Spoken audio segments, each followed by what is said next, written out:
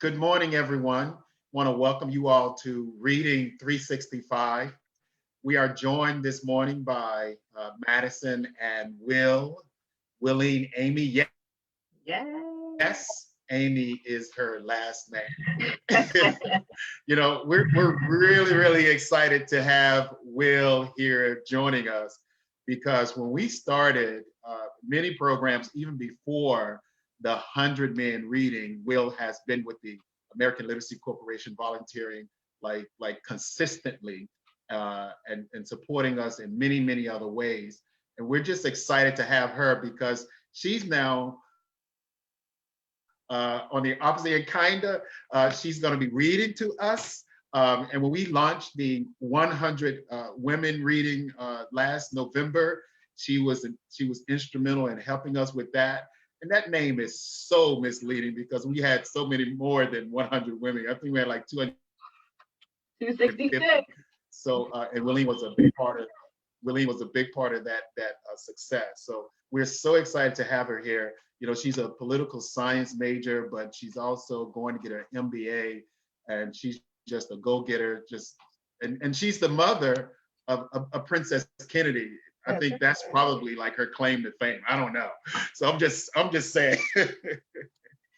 So we want to welcome Will to Reading 365. Will, thank you.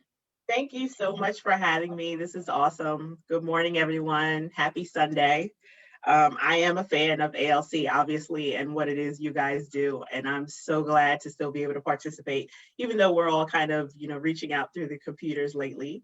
So again, thank you for what you do, Floyd. Thanks for allowing us to participate. We work with some great folks. You do some great things. So it's awesome to be a part of. And I did mention that her job is she works for Pepsi, PepsiCo. Yeah, I do. I'm fortunate to work for a great company that allows us to do a lot of outreach locally. And Floyd has been the beneficiary of a lot of our time and efforts. So shout out to Pepsi for that. And today I get to actually read, which is a shocker because I thought I was going to be, behind the scenes a little bit, but I came prepared nevertheless. Surprise! Yay! So being that, as he mentioned, I have a toddler, 3-year-old, and we're kind of just getting into the throes of. Hold up. She's only 3? She's only 3, yes. There's paperwork. It's official. Yeah, she's only 3. She is a lover of many things, Frozen mainly right now, but we're trying to get her into the throes of reading and finding what her passion and things she likes are.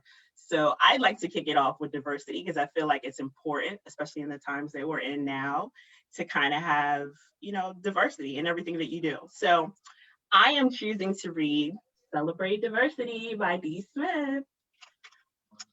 This is a great book. She's a wonderful author. The illustrations are fabulous. I don't know if you can see everything. I'm just trying to readjust here.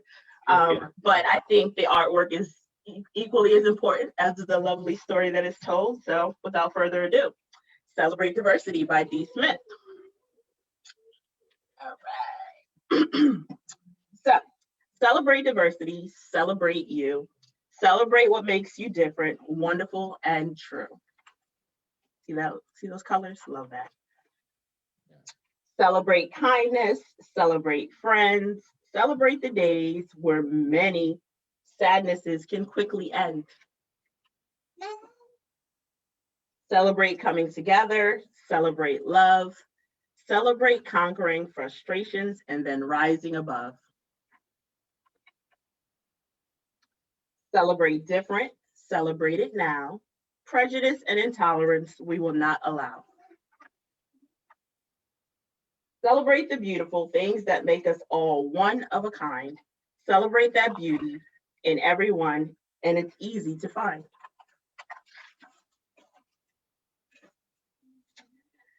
Celebrate my uniqueness. I'll celebrate you. Let's celebrate diversity. We'll make our dreams come true. Let's celebrate diversity. Let's celebrate today. For friendship, love, and acceptance, we shall pave the way. The world of colors and crayons, lead you to follow your dreams. And here are a few fun, easy ways you can celebrate and make a difference on any day. Lend a hand, be a friend, recycle, comfort someone when they are feeling down, and do an act of kindness. The end. I love this Wonderful. book. Yay. Kennedy's mom did a fantastic Yay. job.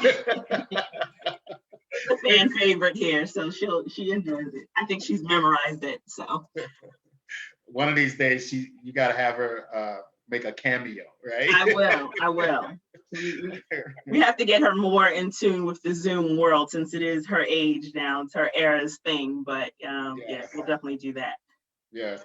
No, that's such a, like you said, timely book with everything that's going on, and the the importance of accepting people and their differences. Yeah. So thank you for sharing that. The one little thing that came to mind when you were reading is that, some people say, I don't see color. And of course, I say, you should see our beautiful color, right?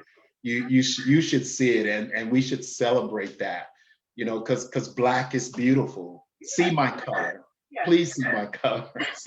Well, it takes away from, the specialness and the way that our culture is loved and appreciated if you strip us of that. So I definitely feel like you always want to be seen. We want to be heard. That's one of those things that, so many are out there pushing the lines for. So within our families and our children, I think it's obviously paramount that we build up this foundation of understanding. You can accept folks for who they are at whatever place they are in their life at that moment. Acceptance and diversity isn't a terrible thing. It goes hand in hand. So right. Yes. All right. I think Madison had. Thank you so much, Will, for sharing that book. And I really loved all the shades and shades of skin that were shown. It was really beautiful to see all of them coming together and sharing and spreading kindness. And what are some ways that you think that kids, as they're young, they can start to show kindness, and then that can grow as they get older? So because children are, molded, right? You're shaped early on. You see things and hear things that kind of add and lend to who you become. I think the foundation should always be at such a young age to just be welcoming and inviting, and to kind of reach out. We tell children a little bit, hey, keep to yourself for safety reasons, be a little less approachable to strangers, but, having a smile on your face, that changes people, right? A smile can almost instantly change someone's mood or demeanor. And I think that, especially with younger children, we want them to be as inclusive as possible. So while you may be different or look different or sound different than I, the human experience for little kids is all the same thing. They're all little, they're learning, the world is, this new thing for them. So I think for us to foster inclusiveness and diversity with kids, always just tell them to smile, tell them to, reach out to others, say hello. Sometimes that, that introductory hello kind of breaks the ice with a lot of things. And little kids are adventurous anyway. They're willing to try something once, twice, 18 times if you let them. So I think it's good that we're at a point where we want to celebrate diversity, and we just got to let folks know it's okay to just reach out. That's a really great question, Madison. Yes, thank you. And so, Amy, I think you are doing that, fostering diversity in Kennedy at a young age, because when you have your festivals at your house, yeah, I do. Right? Yeah. So you're not just having kids from just one background, right? Yeah, absolutely. Kids from many backgrounds. Can you talk a little bit about that? I do. For those who know me or know anything about me, I am a proud Haitian American. Everyone knows that my family, I'm first generation American here. But being from the West Indies, you get a unique perspective of the world anyway, because we do things a whole different way, both in celebration and in sadness. So I try to foster as much inclusiveness into her learning and her upbringing right now. I speak 3 languages, Creole being a dialect of French. So I'm trying to push that, trying to get her to speak another language. But, in the West Indies, love is love. we're famous for that everything will be all right kind of mentality. So my Jamaican, Massive, Trini, and any of those islands that we kind of foster that togetherness. So yeah, when we celebrate, as I said, both in sadness and in happiness, we make it cultural, we make it diverse. Wonderful. I'm posting this on Facebook. I just did it. So thank you, Will, for reading and sharing and the conversation. And again, I can't really tell you thank you enough for the work that you've done over the years with the American Literacy Corporation and your team, right? You just don't come alone, you know, at 6 o'clock in the morning, you know, you bring your army and the ladies and the guys that come out over the years. And thank you. I just can't thank you enough for your friendship and your support.